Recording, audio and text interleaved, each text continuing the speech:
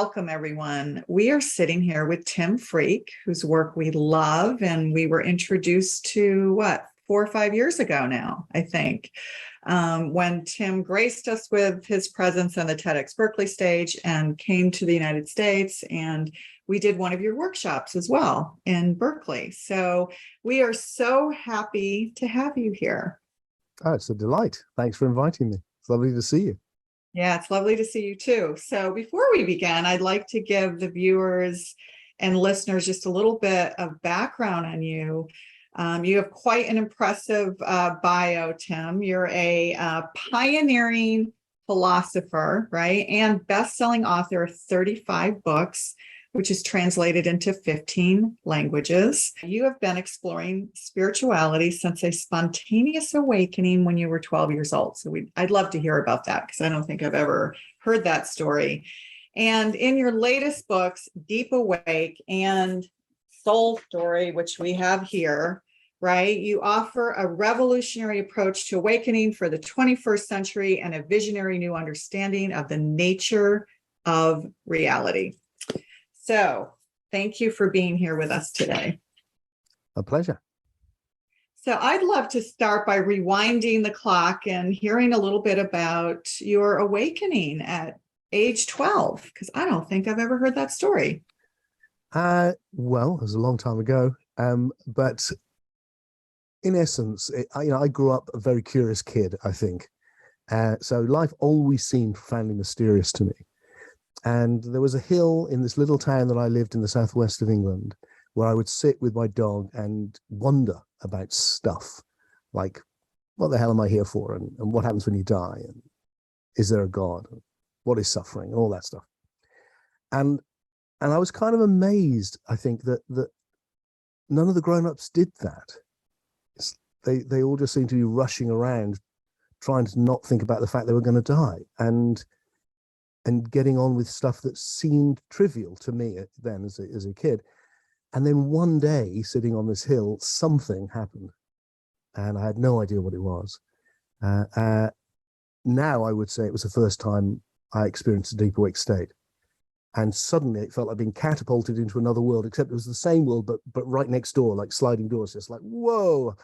But in this world, the grass was really green and the sky was really blue. And there was this sense of connection with everything. But the biggest thing which I remember, and being someone who's always written, I actually wrote about it. So I have, some record of this 12-year-old, was love. It was the feeling was the whole universe is pulsating with love. And I had no context for it. I'd gone to church when I was young, on my own, actually. The Church of England, and liked that, and eventually left. But here it felt like, oh, this is God. And I've been told God is love, and what do you know? God is love. And it left me with this profound sense that the fundamental answer I was looking for to all of these questions was actually experiential. And I was looking to experience something in which everything started to make sense. And then I had to understand it from there. And one way or another, Carl Jung says that a life often has a seed, and that was definitely my seed. It's like everything's unfolded from there, really. And I'm still, you mentioned my books, Deep Awake and Soul Story. They are attempts to understand what happened to that little boy and what he's been doing ever since. I think I'm always trying to write the books that I wish someone had put into my hands when I was 13 and gone, oh, look, here, this is what happened. And saved me a lot of time. Well, if you can't find the answers out there, right, the two ways to do it is obviously go inward and do the research yourself to find the answers. Yeah, I did go outward, Rennie. The reason that I've written all those books, most of them are about other spiritual traditions. It's only been the last 20 years that it's really been about articulating new ideas. But most of my books have been about other spiritual traditions, and that's because what I did was go out and experience everything I could possibly experience and study all the philosophies I could possibly study, and came to the conclusion, like many people before me, and it was definitely in the air as well, was that there is a common core to this. these traditions, or there's common experiences underlying them. And then my more recent work over the last 20 years, the 2 books you mentioned and a few before that, has been, okay, so if there's a common core to Sufism, Zen, Gnosticism, alchemy, and that common core is simply a human experience, like you might say, eating is a common human thing, even though Asian cuisine is very different to European cuisine, it's still cuisine, and a bit like that with spirituality. Then it became, okay, so, well, cuisine might be a good, I haven't thought this before talking right now, but actually it's quite a good analogy, because what struck me was, okay, so what are you going to do now? And all my heroes had been people that had moved it on, had some impact where they'd reinvented this perennial exploration of spirituality for a new age, for a new time, the time they were living in. So it felt like, well, that's what we need to do now. And what can I contribute to that, to a spirituality for the 21st century? And it does feel a bit like bringing together the threads from, we live in a world now where, literally in my books behind me, and I bet in your books behind you, there is the wisdom of the world. And if it's not there, it's on my phone and I can access it within 30 seconds. So this has never happened until our lifetimes, this has happened. And so now it's like we need to synthesize the best of that. But the challenge for us is it's not just synthesizing the best of spirituality, it's actually synthesizing the best of spirituality with everything else we know. And the big player on the block now is the scientific understanding of the world. And that's changed everything. I mean, the Enlightenment revolution, our Western Enlightenment, very different to the Eastern idea of enlightenment, but that ability to understand the world, to really enter radical doubt, and to creatively, to realize that unlike the past, which was all about maintain the tradition, don't lose the wisdom, to go, no, this is a creative endeavor, change the way we understand it, find better ways to understand it. And as soon as we thought, as human beings, realize that, bang, we've got the modern world. We can go to the moon and fly around and talk on the internet, and but spirituality needs to catch up with that. And then we need a form of spirituality which can integrate with that, and they can speak to each other. And that's been my real passion now, of like, what is that? And I think I have some interesting insights into that, which might be of some use to people. And that's what I'm working on. So what do you think it has been in the science, the world of science, really, that's closer to bridging that gap to spirituality in the last, say, 5-10 years? Well, there's a lot of talk of things that have changed in science. I mean, obviously the quantum revolution, which is 100 years ago, that was undermined materialism.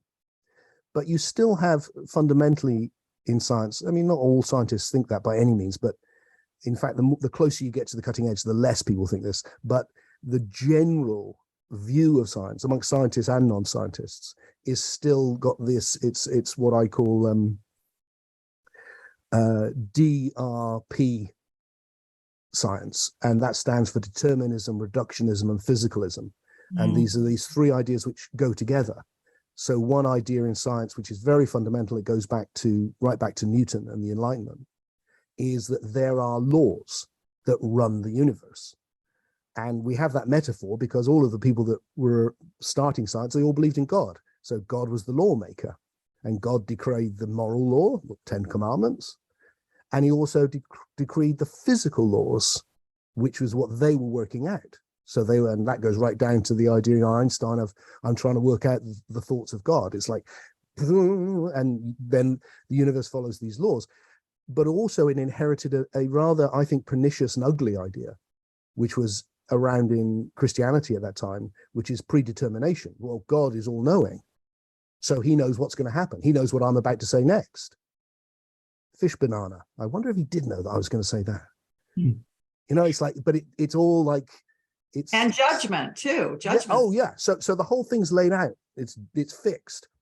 Once that becomes with scientific laws, you get this idea that the laws, the lowest level laws, have run everything, and the rest is side effects. So that's determinism. Everything is being run by the lower level laws of physics. Reductionism is the idea that, well, that means all of the more emergent elements of reality, like me, can be reduced to atoms moving about, obeying the fundamental laws, which means that we may have these wonderful experiences and thoughts and the illusion of free will, but it's all an illusion. In fact, all of it is a type of illusion. It can be reduced. So you've got determinism, this awful fixedness that the future isn't creative. You've got reductionism, which is you can reduce the very color of life to this minimal base. And what is that? Well, it's materialism is kind of gone, but people call it physicalism sometimes now. It's still nothing to do with the experience of being a human being. And that philosophy has embedded itself into science, but it's not science. It's a philosophy of science. And I think it's entirely wrong. If we can shift that, then we can have a new, I mean, in Soul Story and in the work I'm doing now, which has expanded that considerably. It's about going, look, we need to change how science understands itself, and we need to change how spirituality understands itself. And then they can come together. And the secret, I think, to bringing it together is this understanding we now have that the universe isn't a thing, it's a process. And it's not just a process, it's an evolutionary process, which means it is inherently creative in the sense that it's always bringing about novelty. And that we're in a process in this universe, 14 billion years old, which has got us from hydrogen, literally just pretty much hydrogen, to you and me discussing the nature of the universe. That's one hell of a journey. And I think that the thesis I'm working on is to say, well, what if that becoming is reality? What if there is nothing that has any quality whatsoever, which is not somewhere in that process? And that process I would describe as the realization of potentiality on ever more emergent levels. That's what's been going on for 14 years. There's this, oh, that allows this, oh, that allows this. And now that we can have this, and so on and so on and so on, from physics to life to psyche.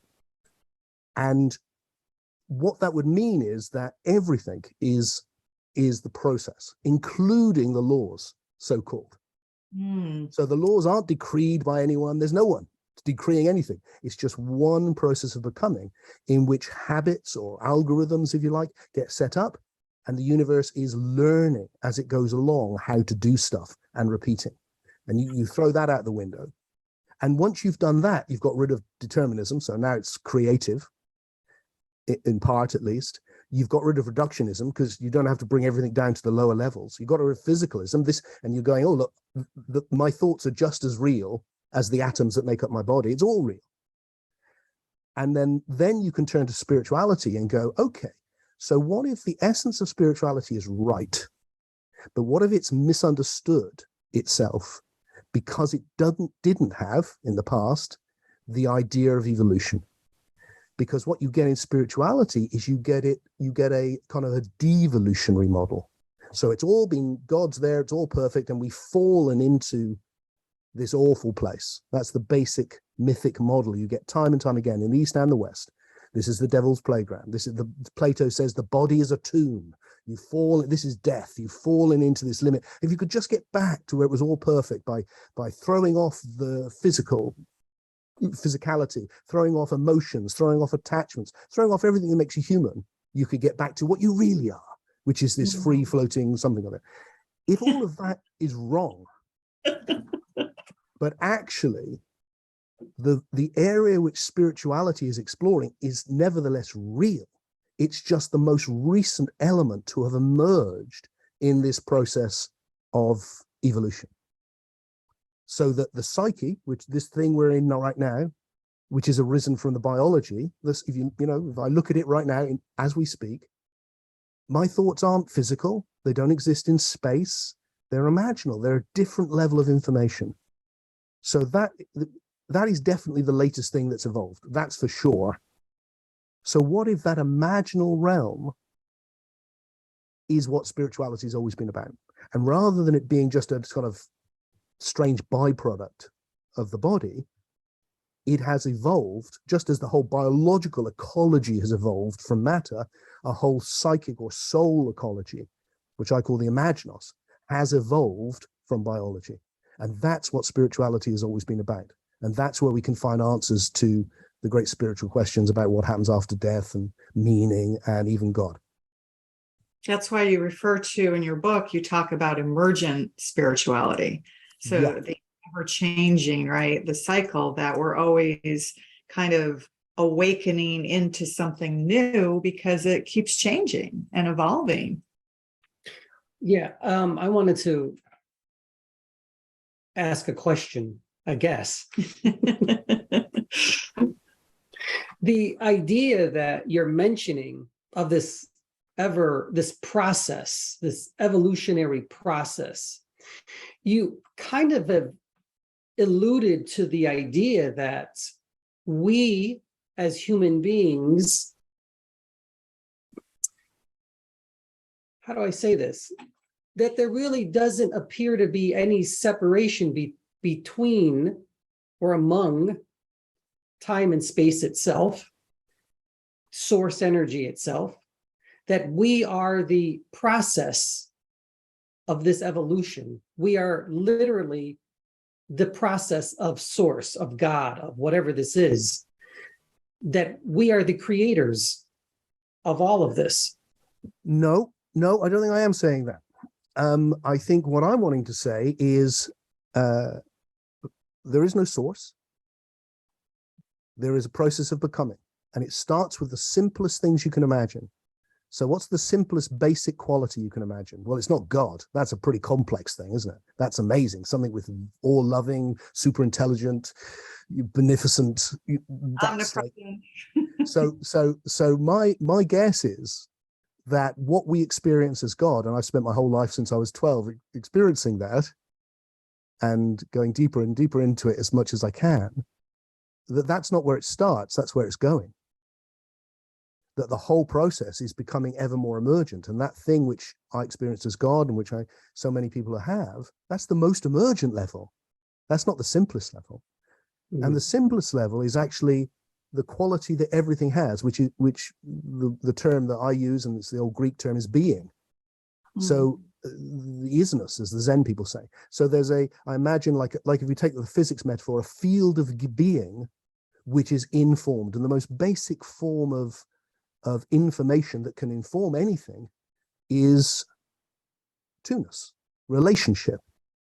And what I'm doing here is I'm restating in modern terms Taoism, Kabbalah, Gnosticism, Plotinus. I'm doing it differently, but it's essentially Pythagoreanism, which goes, look, the one is two. I think of this as a unidual philosophy. It's not saying there's one and it one day becomes two. It's going, no, the one is two. It's that yin yang. And then from that very, very simplest thing you can imagine, something we can only understand maybe with the language of mathematics, has come this ever greater complexity until we are living in a world which you cannot really understand with poetry or music or the most emergent qualities that we have, because it's so rich. And that time time can mean different things. Time can mean how we measure things. But I don't mean that. I mean, what I mean by the time stream is just this constant, this after this, after this, after this, after this. That there's and that that everything that has happened is contained implicitly in the moment now. Yes. And so my guess is that the past, which is all implicit in the moment, like our meeting is implicit, isn't it? In this couldn't be happening without that, not in this way. And that's true of everything. The evolution of the human beings we couldn't have this moment. You know, the very first mammals, Luca, the first cell, everything is implicit in this moment. Because what's running this isn't laws decreed by some super being at the beginning, which doesn't solve anything really, because it just goes, well, where did that come from then? But what's happening is the universe, the very nature of reality, is learning. It's more like, well, we can model it somewhat with like a learning AI, where you just go off and learn, and it does. and that the whole universe is learning how to be matter, learning how to be life, learning how to be a human being. Oh, right now, learning how to be Tim. It's like, and the past is the, what I call the passivity, or the is like algorithms or habits, if you like, right the way down. That's the word that Rupert Sheldrake uses, and he's really the pioneer of this idea. It goes right back to Charles Sanders Peirce, the American philosopher, actually. So that's where you've got rid of this whole deterministic idea of laws. There's a great Lee Smolin is an American, I think, or Canadian, I think he's American, physicist who's exploring this in his own way, in his own language, and very interesting. And there's been a paper written last year called by like 12 or 13 different physicists together, called the autodidactic universe, the self-teaching or the self-learning universe. And I think that's the way this is going to go. And once that happens, then the philosophy underpinning science, I think, can shift. And once that happens, we get our humanity back. Science ceases being this thing which it has become, I think, which is, oh, it's very powerful and it gives me the TV, but its philosophy is pretty bleak, isn't it? Actually. Well, it doesn't have to be bleak. It can open up a really beautiful and creative philosophy, and one that can then engage with spirituality. If spirituality also dumps its devolutionary idea and starts going, it's evolutionary. Yeah, that's really the key, isn't it? Is that on both sides, right? On the science side and the spirituality side, they need to morph and change to meet each other in this, in this equal place of understanding. Because if they don't do that and hang on to their archaic ideas, because there are still, scientists dead bent on keeping materialism alive.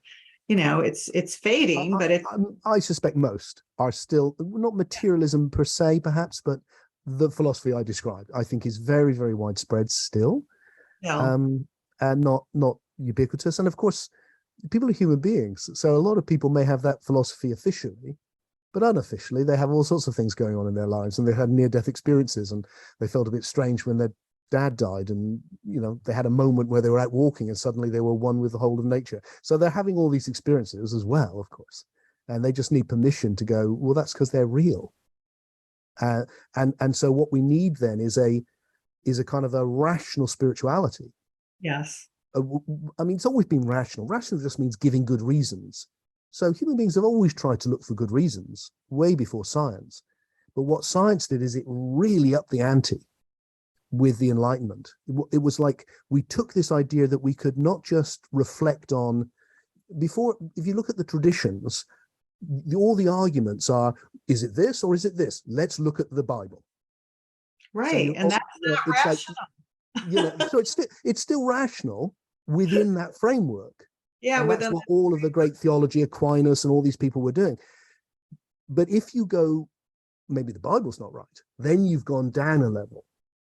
And that's foundational reflection. And what science did is a lot of people kind of moved a level to foundational reflection. Now, an awful lot of human beings are still not very good at foundational reflection. So they have their ideas and they can't quite question their foundational ideas, but more can. And as more people question their foundational ideas, then everything moves on much quicker. I think it's interesting when you talk about this, emerging universe, because it sounds a little similar to, are you familiar with Brian Swem's work? I've just had an email from Brian, and the joke about the comment about the ionosphere. The thing what I said about the when there was just hydrogen and now there's us. I mean, basically that's Brian's gag, which I've nicked from him because I love it so much. I'm a huge fan of Brian Swem. I have so much respect for him. There's loads of pioneers in what I'm trying to do. I'm just adding my tuppence in. And he's very supportive of my work, which was lovely. Yeah, well, he was on TEDxBerkeley this year with us, actually. Right.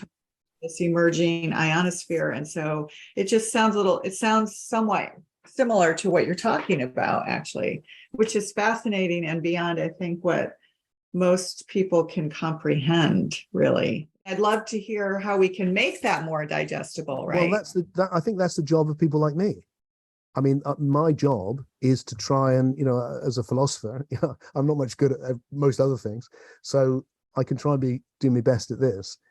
And it's like, how can we come up with the beginnings? Look, when you got me to do the talk at TEDx, which I thoroughly enjoyed, it was great.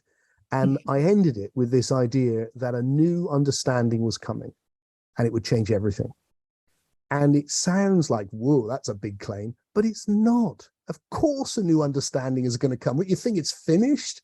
What, you think we've arrived? I mean, how nuts would you have to be? Now, how quickly it comes and what it is, God only knows, or not even God, probably.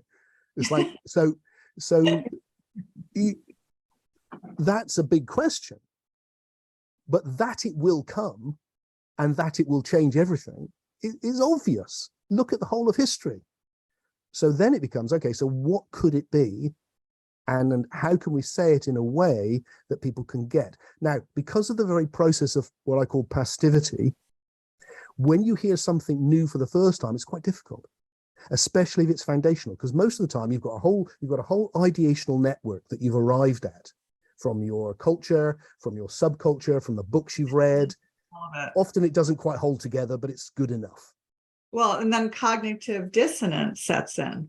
Of course, there's within it, and that can cause you real problems. But if you can hold that off, you can hold it together, and that's enough to get you through. When someone says something new, quite rightly, you take it and you hold it next to your current ideas and go, does that fit? And if it fits, you go, oh, I like that. That fits. If it doesn't fit, oh. So now it's probably better you just go, no, I think that's wrong. But if it builds up enough, you start thinking, oh, maybe my ideas are wrong. And then that's hard. It's just hard for people. Of course, it's hard for me. I spend every day doing it to myself, and it's challenging. But the payoff is huge because you evolve your understanding of the universe you're in. And when you do that, it's not some abstract thing. It changes your experience of what it is to be alive. That's the key, especially around spirituality. Yeah, the word you use, though, Tim, experience, right? I think that's the pivotal thing, because once people embody or experience something in their body, like you had when you were 12 and the grass looked brighter and different or whatever, then suddenly, like, you need to figure this out because you've experienced it and you need to know more.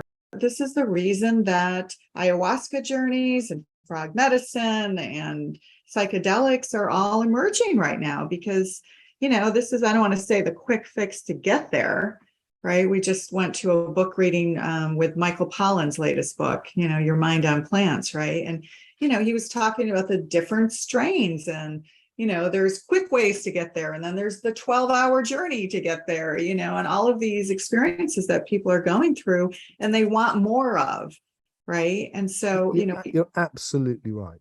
And that's why, I'm not really a philosopher in a way, because my other great passion, as you know, is how can I help people experience God? How can I help people experience that? Oh, there's a level to this reality, which when it strikes you is so compelling that it feels the most real thing you've ever experienced, which is an experience of this profound oneness and of this immense love and benevolence. And which you do through your workshops, right? Because exactly. And I'm doing less of those because I'm concentrating on some really difficult philosophy stuff, but I'm still doing them because, like you said, it's like once you've had the experience, everything changes, and that's evolving too. I mean, my sense is people find it much easier than when I was young. It felt quite difficult, but now it feels much easier for us to step into those more awake states. So it goes together, I think. Tim, I want to ask you about that experience of oneness. As you know, I'm by profession, I'm a speech and language pathologist. So everything I do is founded in data. Pathology is the study of disease, and I work with children with special needs. And that's what I do to this day. But you also know that I'm a channeler. And I remember one time when you were over, you were in the US and you were visiting us, and something had happened when I channeled. And you had said, oh, that's just his higher self speaking. Now, this happens every single night. That's what I do. And we assist people helping to find themselves, to find God or whatever it is. But from your perspective, what is happening to me? What is happening to everybody when everything opens and then you start speaking, but it's not really you, but it is you, but it is like the universe, whatever you want to call it, is speaking through you. How do we reconcile this for individuals that are experiencing this all the time? Yeah, because we have people in our community where they don't know what it is. And it's coming through them in different ways, whether it's light language, they're, starting to chant or, whatever it is, it's coming out in these ways. And it's hard to explain. What is humanity starting to experience now? A fantastic question. And in some ways it's different, but in some ways I think what I do is not that dissimilar from what you're describing. Right. So I have this new word. I don't think I shared it with, it's probably since we've met, which is the idea that what we're evolving into is univigils. And I've started calling the whole philosophy that I'm putting together univigalism.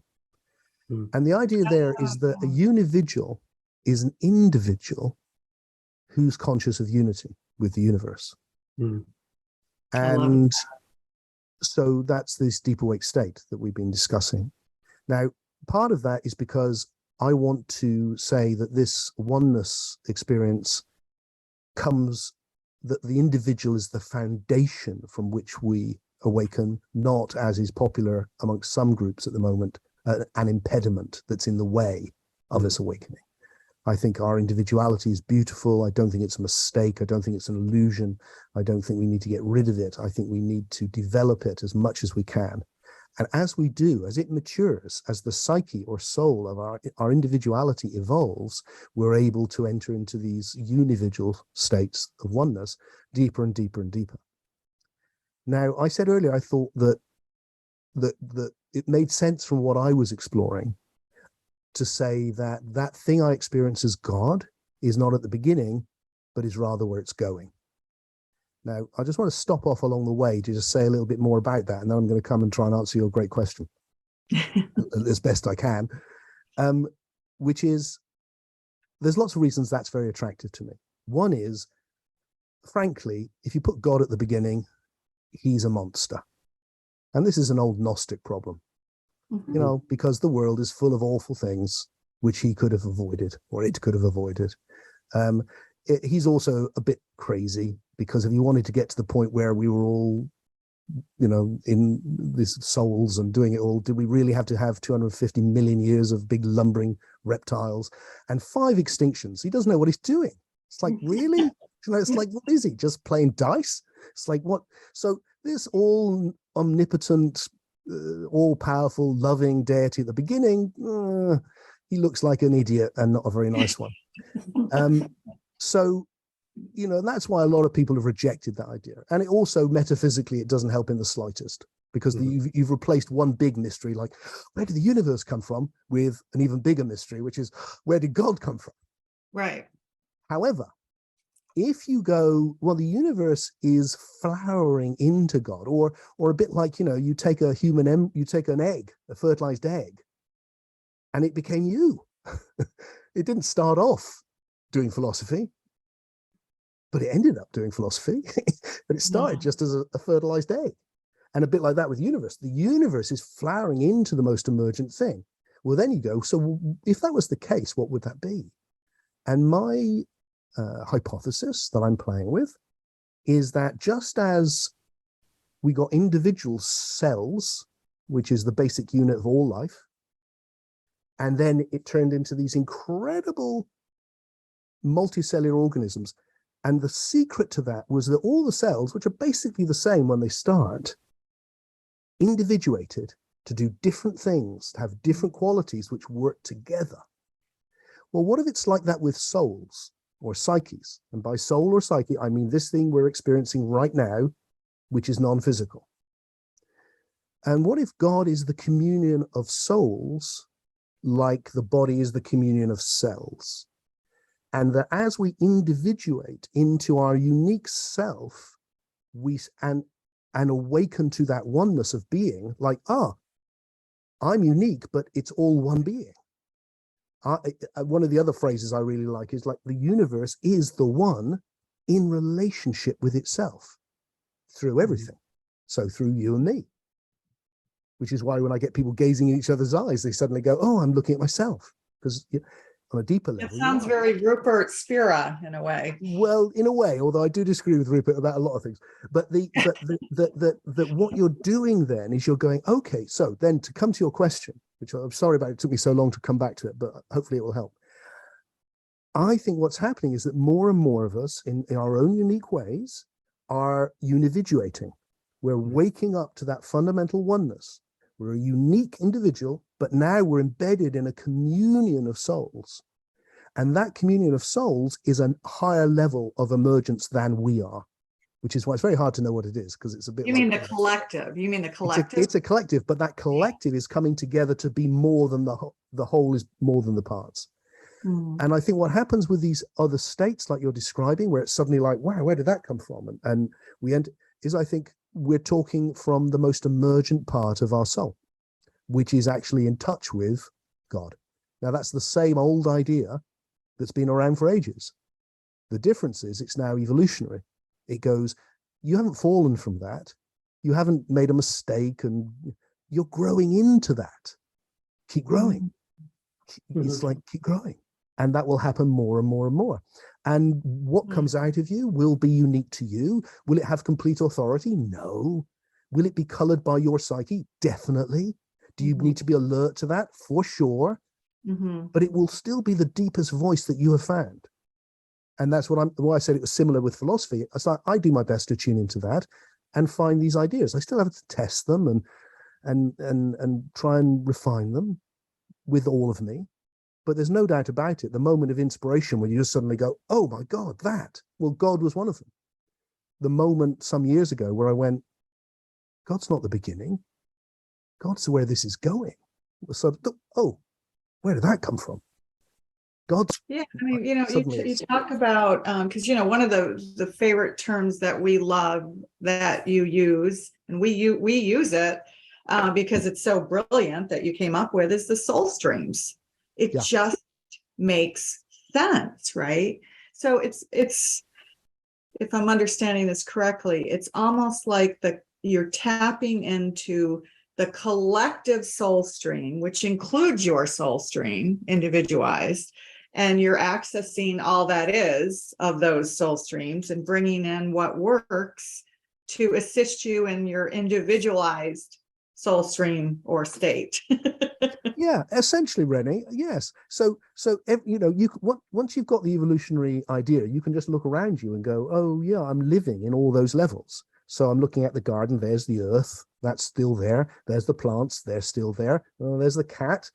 That's still there. There's me. Oh, I'm still. But then there's the psyche, and in the psyche, there's all sorts of things, very basic things, like if someone shouted and came through the door looking violent, I'd feel scared. That's still there.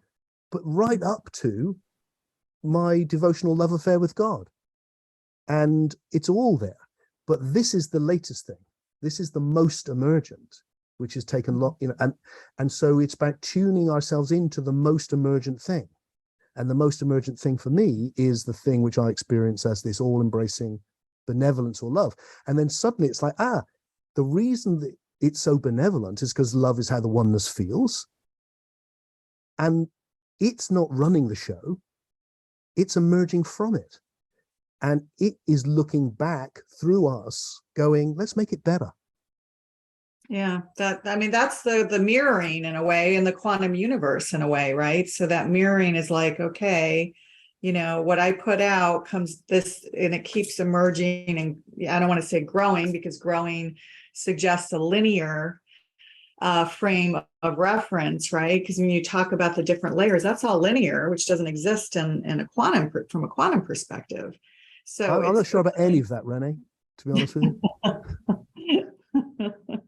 I mean, I'm quite skeptical about a lot of the kind of quantum, what sounds like to me, I don't want to be rude, but it does sound like quantum gobbledygook to me. Quantum physics is one of the very lowest levels of reality. That's what's so interesting about it. It's going, look, that informational base that I was talking about, polarity, and an area we can understand with maths. If you go right down there, it looks like the passivity is so low that you can only talk about probabilities. You can't even say where something is because it's not even a thing. It's a wave. What's a wave? It's a mathematical entity. That's where it's come from. But by the time it starts interacting with higher levels of passivity, it starts to become fixed. And that's why you get matter, and why my cup is still here, hasn't turned into an elephant. It's like there's repetition. The patterns repeat, and that's going to lead to life, and that's going to lead to psyche. But quantum physics is way, way down at the bottom.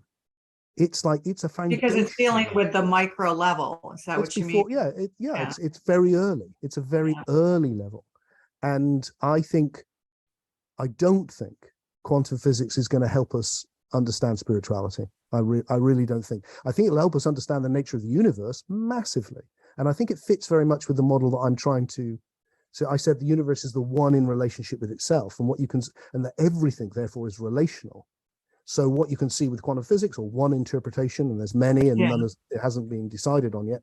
But one of the interpretations is, first of all, that it's possibility. Well, that fits very much with the idea that there's a field of being which is being conditioned by patterns that get set up over time that repeat. And the more those patterns repeat, the more conditioned it is. But to begin with, not that conditioned. And so it could be anything. And then it goes on from there. Doesn't it? No.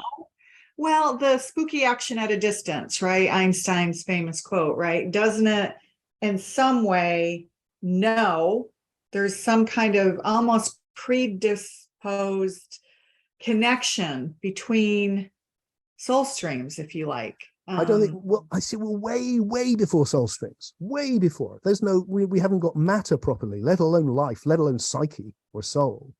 This is way down the road. But it's energy. It's energy interacting. But what is energy? Energy is relational. There is no thing called energy, really. Energy is the relationship between different systems. Here's a little way you can get that. I love this. This is just a simple way, I think. It's like, here's my phone. Now I lift it up. Now I've taken kinetic energy, which I've, through food in my body, and I've lifted up my phone. But my phone is now further away from the earth. So it now has more potential energy in it. But I haven't put anything inside it. It's not like little bits of energy have gone in. It's relational. And so what's happening at the beginning of the universe is you're seeing there is as much positive energy and negative energy arises, which is there's as much energy pushing things apart as pulling things back together. So Stephen Hawking goes, look, really the amount of energy is zero in a way. It's not, because there's positive and negative energy, but if you balanced it out, it would, which is why you can't create or destroy it. It's because there's nothing to create or destroy. It's a relationship. So what you've got is all these are very low level basic relationships, way before. The thing about the soul or the psyche, you have a look, is it's imaginal, which means its basic unit, which it creates everything from, is images from the sensory world. Pictures, words, which are pictures, representations of sounds. So we can imagine talking, which is thinking. We can imagine, we can dream, we can create whole worlds. But we've created it based on our sensory experience. So it can't arise until the sensory experience has arisen. And the sensory experience isn't going to come until there's life, and life isn't going to come until there's matter, and matter isn't going to come until there's quantum possibilities. Do you see what I'm trying to say? So, but in the context of the imaginal, right? So when you get visions, Other people get visions through the third eye or whatever, how they're Yep. getting this imaginal world. Yep. What if they're tapping into things that they have no knowledge of in this individualized experience in their human I think state? it's very likely. So when I say, look, the common idea in the reductionist model is that the psyche is kind of a side effect of the brain, a bit like a flame on a candle, and it's a little bubble around your head, as it were, isn't it? I don't think it's like that at all. I think it's a whole domain of existence. And I think there's an ecology of psyche or soul, just as there's an ecology of biology. I mean, biology started with individual cells, but it very quickly became a vast ecology of interdependence. And I think the psyche or the soul is exactly the same. And so we exist in ecologies as psyches. And I think those collectives, if you like, those like soul fields or collectives, what marks them out is that here in the physical domain, we cause and effect by spatial proximity, energy and spatial proximity. But it looks to me like in the psyche, it's narrative proximity. So you and I are connected. I can't touch you. You're on the other side of the world. But because of our past, we're in each other's story. We're narratively connected. And that's when you see people like twins who are very narratively connected. They know things that could be happening to a twin on the moon. I mean, it's just, we're connected. But we're all connected through a whole web of interconnections, which is why I think you can, by visions and all sorts of experiences that we have, you can find all sorts of things. And that's where I feel like, okay, if we can work out a good enough narrative, a story about the universe, then please let's start taking all that seriously. So what about people who are tapping into one story of, I don't know, I'm sort of thinking of information that comes through people that is different than someone else's narrative. Mm-hmm. So are they tapping into a different dimensional reality? Well, I have no idea, but my guess is that this is why I said earlier when I was answering the previous question, it's like we must get rid of once you've got the idea it's evolutionary, you get rid of it having authority because you're growing into it. Yeah. So it's the best you can do right now. So when you have those powerful experiences, whether it's on ayahuasca or the spiritual thing or channeling, any of it, you do your best. And it can only work with your ideational network because that's what you got.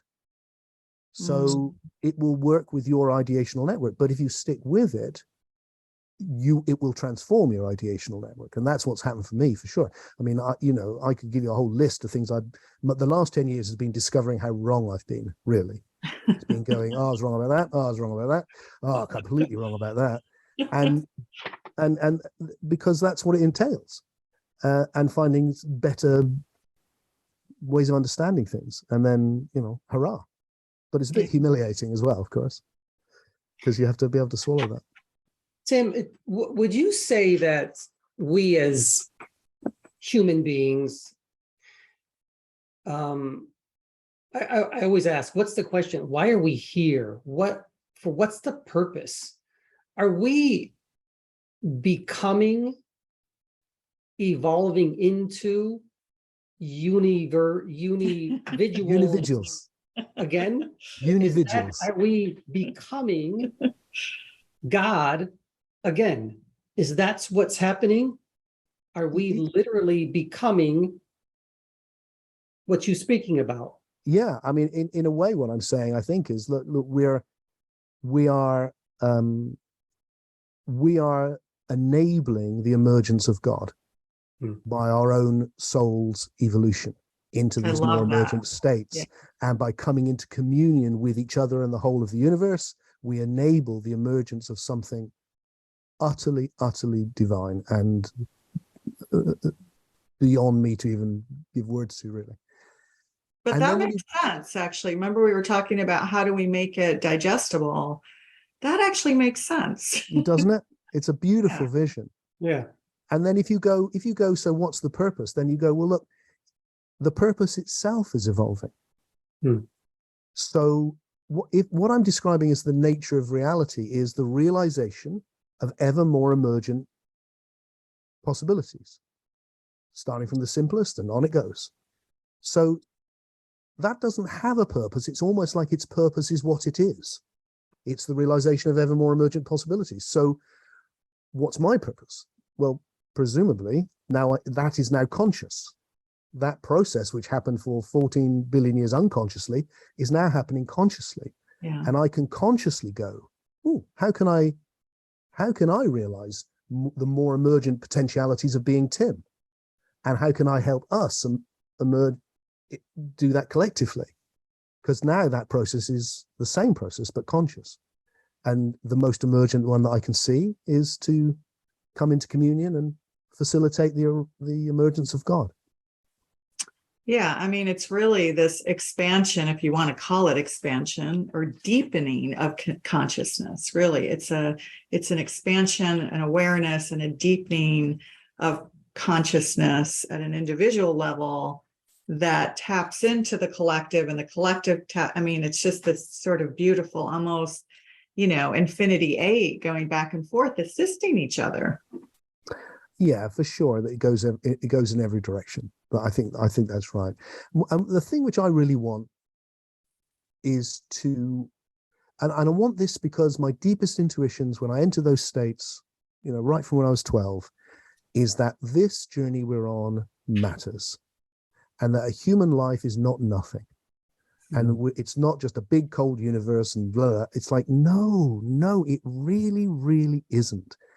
And so the philosophies that get associated with science, which go, you're really nothing, and you haven't got free will, and it's just the byproduct. You're here for 5 minutes, long enough to go, what the hell, and then you're gone. It's like, okay, I don't think that's right. Also, I don't think the philosophy that I see very popular amongst non-dual spirituality, which goes, yeah, you're an illusion if you just saw through it and realized you don't have any free will. It's all just happening, and there has no significance. I see what you're saying. So that's where you differ from the non-dualists, right? Absolutely right. I hate it. Honest truth. All of that. It feels like, no, our little, seemingly small human lives are profoundly significant, because we are the one in relationship to itself at a very emergent conscious level in which it has emerged as psyche or soul, and in which it can now come to know itself as the one. And this is beautiful. And on top of it, every one of us is doing it in a slightly different way. Yeah. And on top of that, from that experience, each one of us gets to contribute something different back into the process. How much more meaning could we want? And that's why I love it. I think the illusionary thing, the only, I don't know, maybe not only, but a place it serves potentially is that when we place too much emphasis on this physicalness, that everything that we see and feel and experience, right, is this conditioning, right? It's really all conditioning. Everything's perceptions. There's no real reality as we know it. They're just layers of perceptions that, I'm not sure about any of that, Rennie. See, it just feels to me like, again, you go down that road, you cut yourself off from the world. Oh, you can't really see the world. Again, with science, the world really atoms. What you see is a kind of thing your brain's making up. Is it? I don't think so. I think it's what we're experiencing right now is the world on a very emergent level. That's what it's become. The relationship between this complex psychobiological system and the universe is this, and it's real. And yes, you don't want to pay attention just to the lower levels, because you'll miss the higher levels. Right, exactly. So pay attention to the highest level you can, but also the lower levels are pretty cool. And you can only get to the higher levels because of the lower levels. They're all united. It's all one process. So I don't know that we are caught up in these illusions. We make mistakes. We have bad understanding. We can learn to do better. That's for real, of course. Mm-hmm. And, like when I said the individual is, we can still be egotistical and get lost in all of that can happen. Don't mean that. I just mean that essentially you and me, all of us as evolving individuals, souls, are soul streams. We should feel really good about that and support each other to bring out the best. if we go to the linear place, no past, no future, there's only now. But do you think I can't do that. you Look, can't of do course that there's either? of course there's a past. And Okay, there isn't, okay. and, So and there really isn't only now. Again, that's the same nihilism. It's like, look, it's a process. Of course there's a past. We met in the past. So the soul streams, then the fact that we're connecting now, the fact that we both really connect with Brian Swim's work, all of this stuff. So are these soul streams finding each other again? Yes, I think so. That's what I meant by things connect in the physical world through spatial proximity. Like I can pick up my phone because I'm close to it, all of that. Mm-hmm. But things connect in the psyche of the soul through narrative proximity. It's like we resonate together. Mm-hmm. Yes. And I think the unividual, with the unividuals, people waking up to oneness, when they resonate together, that's when they form something greater than themselves. And in a little way, it's not little for the participants, but when I get together a circle of people and say, look in each other's eyes for 3 minutes, and then look at the next one, and then look at the next one, then look at the next one, you are creating that communion of souls. And what nearly everyone, I'm tempted to say everyone, experiences is, oh my God, I'm in love, I'm in God, I'm in beauty, I'm in another level of perception, because you've entered into that communion of souls. Yeah, you're tapping into them at a soul level. I remember experiencing that at your workshop with Neil from Pachamama.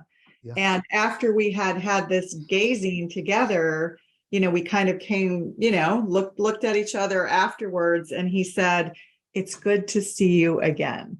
And we had just met for the first time at that event. Yeah. And so there was an acknowledgement and a recognition at a soul level. And I felt it too. I absolutely felt it too. I just want to, first of all, I have to say this because I have to get going soon. Sure. But I'm going to hold up these two books again. When I had read these, I don't know, 4 years ago, 5, I can't remember. I remember as I was going through my process, my opening, I said to myself, wow, this really resonates with what's coming through me as well. Yeah. And I said to Renee, you got to get to know this guy. We got to bring him, get him on TED or something. And it still resonates. Yeah. What you're saying still resonates. I can feel it coming through again. And it's just amazing. Yeah. I don't know how to describe it, but it brings chills, right? When you have the resonance, you talked about resonance. That's exactly what it is. So I can't wait again to read your next book. Well, thank you, Anthony, for saying that. I'm really so pleased to hear that. Yeah. I'm really, really so pleased. It was very instrumental in allowing this source, higher self, whatever you want to call it, visual to come through in a way I have never experienced before. Univisualism, right? Yeah. And you call it a deep. It's just individual with uni at the front. Instead of individual, it's unividual. So one other thing I would love to talk about briefly, I know it's one of your older books, but the Jesus Mysteries. And, even though it's old, it's classic. And, the question comes forward, was the original Jesus a pagan god? What led you to do that? And, what was your biggest aha moment from the research that you did and the underpinnings? Because, isn't there even, you, I think if I remember correctly, it was a while ago since I read it, but you had the Osiris and Horus connection as well, right? The parallels between. Yeah, I mean, it was serendipity, like so many things, Renee. I was living at that time with a dear friend of mine that I've been traveling with and having deep experiences with since we were boys. And he's become a classicist, and I was writing on spirituality, and we thought about doing some books together, and we did a book on the Hermetica, which is probably the one that sells the most now, which is really nice, and some others. And we were discussing, as we always do, our own things. And Peter was coming up with all of this research of, wow, this stuff, these pagan myths that I've been studying are so similar to Christianity. That's strange, isn't it? And we were also looking into the nature of the Gnostics, going, these are very different Christians. Who are these guys? I don't think we've understood who they really are. And then the aha moment, the big one, was realizing, oh, hang on, the Gnostics are basically a pagan mystery school, And at the center of their pagan mystery is the figure of the dying, resurrecting God-man, who they call Joshua or Jesus. Just like at the center of the pagan mysteries in Eleusis is Dionysus, or in Egypt is Osiris and Serapis and Attis and all of this, and going, oh, hang on, this makes perfect sense. So the reason it's all similar is because all these stories have got common elements in, and that's what led us off then to going, well, but surely there must be loads of evidence for the historical man Jesus, surely. And then going into it and going, oh my God, there's none. I see, there's only faith documents, which are stories, mythic stories. And then looking into the Gnostics and going, oh, look, these are the early Christians. It's the other way around. Yeah. This is not the common idea is that there was an historical man, but it was later mythologized. You know, he wasn't really born on Christmas Day. That's later myth, but he's under there somewhere. And going, hang on, it makes more sense if it's the other way around. It makes more sense if this is a Gnostic myth, which was then taken to be history much later. And once you do that, and then you can get all of the Gnostic myths, and we now have hundreds of Gnostic documents, and so you can understand that it's part of a huge mythos of which the Gospels are a tiny fragment, and it's the mythos which reflects its source. So much of it is Egyptian or Greek, and then a whole load of it's also Jewish, because these are Hellenized Jews, probably in Alexandria, who are creating all of this. The Essenes too, right? Who were said to be the the Essenes are linked. There's some evidence that the Essenes were part of a larger school which linked to a group called the Therapeutai, and the Therapeutai are in the desert outside Alexandria. And we have the gentleman who tells us about this is Philo Judaeus. Philo the Jew, he's a Jewish leader, member of the Therapeutai, I think it looks like. But he's also known as Philo the Pythagorean. So it's like, oh, okay. And then the Therapeutai look like Pythagoreans. They look like they're Jewish Pythagoreans, a crossover, a mystery school which are practicing the mysteries of Moses. And the mysteries of Moses take the Exodus story as a Gnostic allegory about the awakening of the soul, coming to gnosis, to the knowledge. And they have a whole way of interpreting that story. But the interesting thing about that story is that arriving at the promised land is the gnosis. But in the myth, it's not Moses that takes you to the promised land. It's Joshua or Jesus, which is the Greek version of the name, who takes you to the promised land. So I suspect they are practicing the mysteries of Moses and Jesus for quite some time. And then that is going to be fleshed out into these stories and really take off in the first century. Now, do you find, since you finished the book, because it was written a while ago, have you uncovered more data to support that or expand upon it? Not at all. It was a wonderful thing. It became an international bestseller. Suddenly I was a little bit of an intellectual celebrity, being driven around in America in big cars. It was in those days, big tours and loads of TV and all of that. And that was interesting. But my passion is what we've been exploring earlier, really. My passion is, I don't want to write about the Gnostic Christians. I want to do what they did.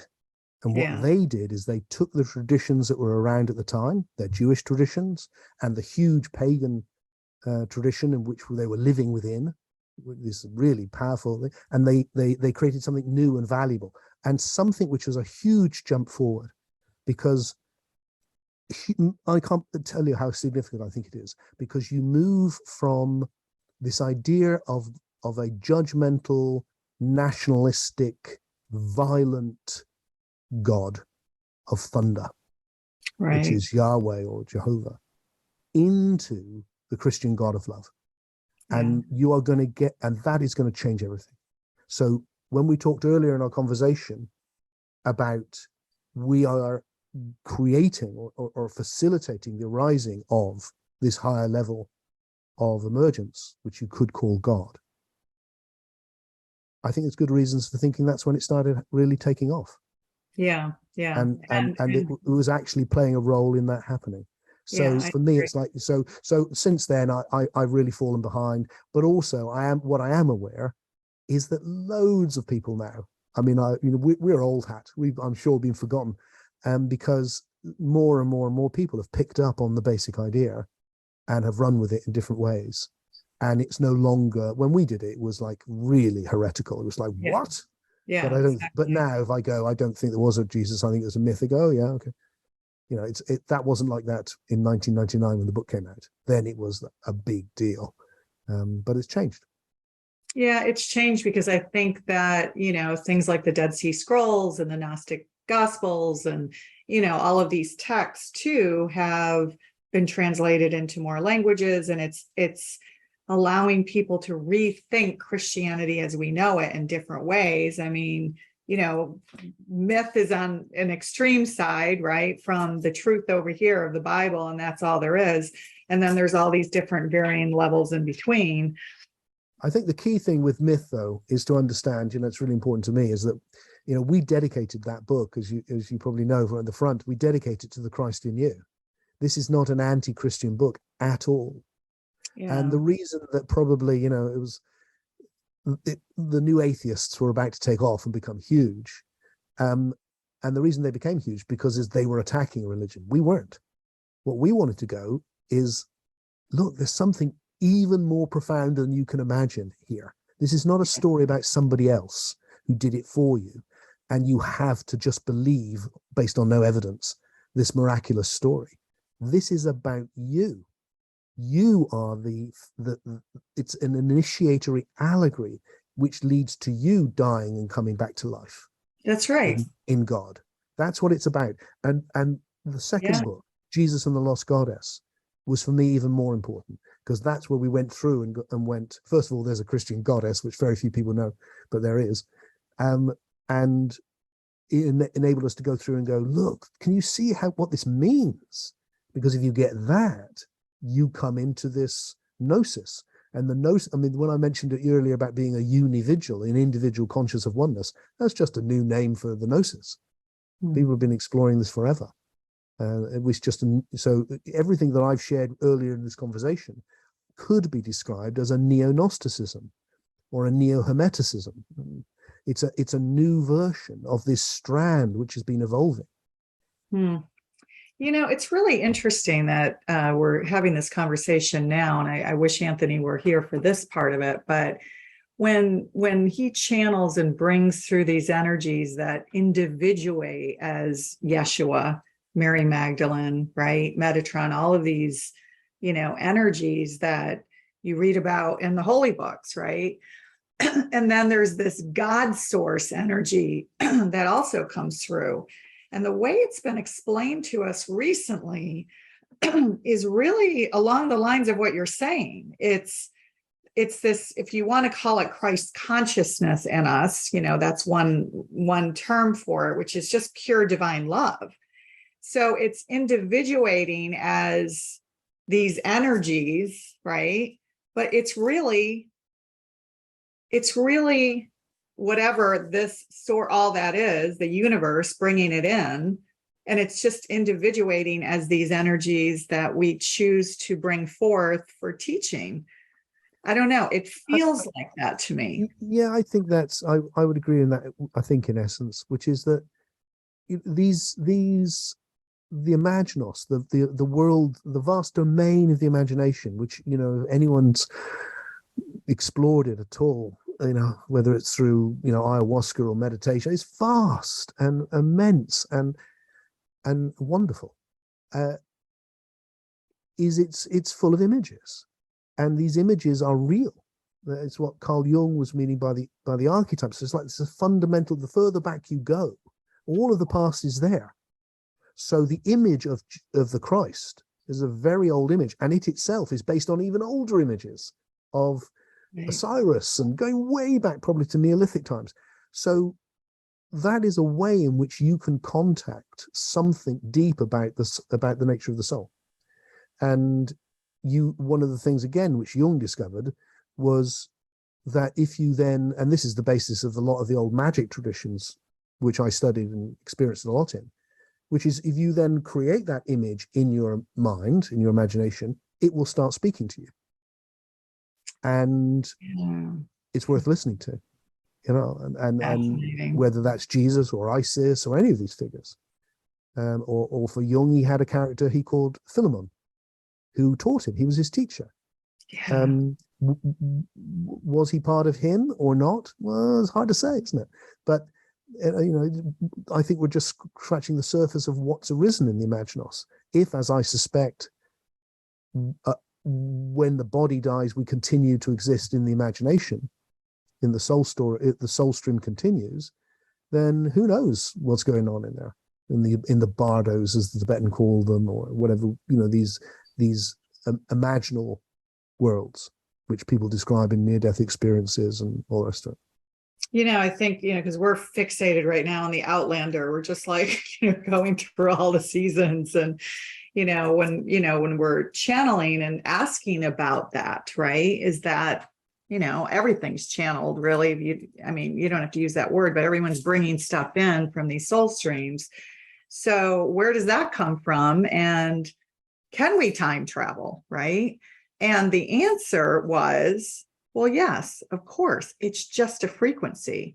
So whether it's an archetype that you're trying to bring through, the archetype of Isis or Osiris or, you know, whatever, one of the goddesses that you'd like to bring forth for knowledge and teaching, right? Or whether it's time itself, a period of time, because land has energy, right? It's got grids and so forth, that you just fixate and focus on the timeline grid that you want to go to because it carries a frequency, and try to narrow in on that frequency and bring it in, and you'll be there.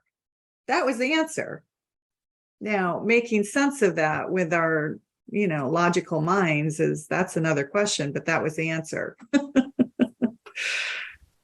Well, I certainly think you can tune into the past, because the past is there. I'm not sure you can go back to the past, because it would still be going forward if you did that. Right. Actually, wouldn't it? You know, if you and I now went back to the first time we met, either this wouldn't have happened, in which case it would be meeting for the first time, or if this had already happened, it would come after this conversation. So we wouldn't actually be going back, would we? Then how does that apply to the future? Well, I think that's the thing about the future is unformed, you know, and that's why, you know, that's why the whole idea of, I think that the mistake with that myself is that time is not the sort of thing you travel in, because it's not like a train track that you can turn around and go back on. It's an accumulation of information, and once it's accumulated, and you don't know where it's going to go. So that we're constantly moving into the novel, into the creative. It's the meeting of the past and the possible, always. But and the possible is unformed. I mean, could we possibly tap into the frequency of our higher self in the future, which is more evolved? No, because there is no future. The future doesn't exist. That's the point. If it did, how depressing would that be? Because the whole endeavor that we're in right now would not be a creative endeavor. It would be a determined endeavor. And that takes us right back to that idea that the future is already fixed. And thankfully, I think that is completely wrong. I think this is genuinely creative. We don't. Well, that brings back to the quantum probabilities, that there's a billion different probabilities that we can tap into that will become our future. And that's the creative process of every decision that we make, cause and effect. Again, I'm not sure about any of that. I don't think it makes any sense at all. I think the quantum possibilities are happening on the very lowest levels of reality, and they become fixed when they hit something on a more determinist and a more fixed level of positivity. So the quantum possibility that comes into contact with something which is definite becomes definite, whether that's a piece of rock or a human being. And that's on the lowest level. And at no point are you able to manipulate it into anything else, like an elephant or a giraffe, or that's a million miles away from what quantum physics is saying. Yeah, for sure. Just not. Now, that doesn't. That doesn't mean that magic doesn't happen on the more emergent levels. It's just nothing to do with quantum physics. And I think it's a sign of desperation in the spiritual community that we reach out for these things, because I don't think that's the way we're going to make this marriage between science and soul. I don't think it's going to happen through that. And I think if the danger is we end up with a very garbled ideas that really don't make sense. Agree. And then scientists just look at us with like, I know, despair, just like, oh my God. You know. I know. Actually, I mean, you probably recall, or maybe you didn't hear about it, but Deepak Chopra got into some heat with the quantum physics community for doing that. Not really lumping it in like so many spiritual people do, right? That I'm doing quantum healing or whatever. But yeah, I think that is the danger. I think they do need to come together and have conversations together. Shamini Jain's doing work with that, with the biofield, right? So I do think that there's places where there can be overlapping conversations that are useful. But when we do the lump all, what ends up happening is that when we're trying to get respect in the, spiritual communities, it backfires. Yep. Right. And it spirals in the wrong direction. So I totally agree with that. So, wow. Fascinating conversations today. I did want to, but we're running way over time. So maybe what I'll do is I'll put some excerpts of your Soul Story book, because we talked about a lot of the stuff too that I wanted to uncover. And really, I'll just read this and then we can wrap, because this I just thought was great. So this is: the cosmic creative process starts as chance, but evolves into sexual selection that involves both choice of a mate and chance mutation of DNA. When soul streams emerge, the creative process becomes clearly characterized by conscious choice, because we choose to fulfill a purpose as defined by a soul story. The ever-present creativity of the cosmos is now expressing itself through soul streams consciously choosing how to act. So I thought that was beautiful when I read it, and it's really what you've been talking about. Absolutely right. Absolutely. Yeah. So with that, thank you so much, Tim. My pleasure. Joining us today. And on the subsequent pages, we'll put links to where people can find out about your work, the new international community of unividuals, and as the creator of unividualism, right? A deeper way of living. And of course, your retreats and all of your other work and your books, right? So, yeah, the community is lovely as well. It's just an online group. We meet every Sunday and explore this experientially and try to refine the ideas. It's lovely, really. It gives me a chance to try out ideas on friends and see if I can articulate it better or clearer. And it's lovely. It's a wonderful thing that's come out of lockdown, really. Is that community exists. So that's something I love, and it's open to anyone. And it's really small and intimate, and it's full of some really searching, such a diverse group of people. I love it. Oh, great. All right. Well, we'll make sure that we include that link so people can find out more about it. Wonderful. And yeah, everyone, Tim is based in England, right? Glastonbury, right? Yep. So we will hopefully get over there one of these days. So and I've just started now. We've decided we're running the retreats in our own home, because I built an annex for my mother when she was alive. It's a lovely big room. We can get 20 people in. I quite like that. It's not as big as what I used to do, but it's okay. And it's intimate again. So it feels lovely at the moment. I'm just going, hey, come and join us in my house, and we will dive into these deep awake states together. And there's a very good chance that you can experience them for yourself. And we're doing those. We've got one in September. I think we're almost full for that. But then we're going to do one at New Year. So actually on New Year's Eve, we will be gazing into the eyes of all these people and entering into this communion of souls together to bring in the new year. Wow, that sounds amazing. Well, hopefully we'll be able to join you for one of those in England, because we're dying to get over there. So with that, thank you so much. Thank you.